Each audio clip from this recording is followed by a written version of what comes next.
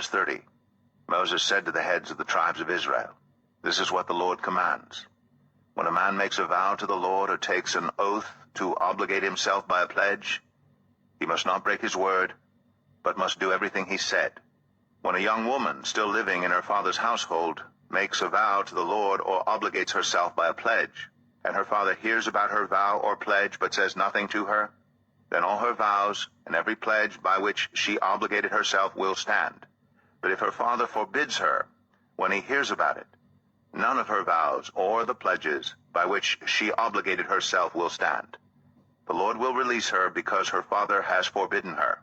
If she marries after she makes a vow, or after her lips utter a rash promise by which she obligates herself, and her husband hears about it but says nothing to her, then her vows or the pledges by which she obligated herself will stand.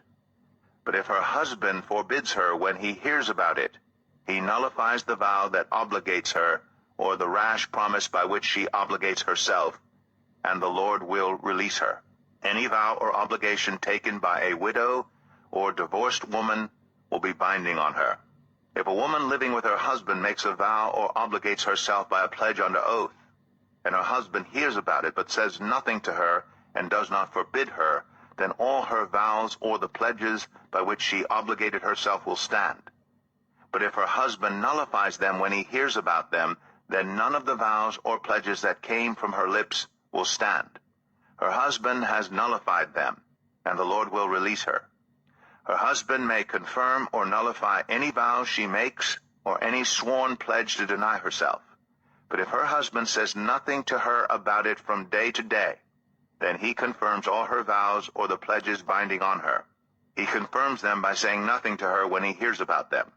If, however, he nullifies them sometime after he hears about them, then he must bear the consequences of her wrongdoing. These are the regulations the Lord gave Moses concerning relationships between a man and his wife, and between a father and his young daughter still living at home.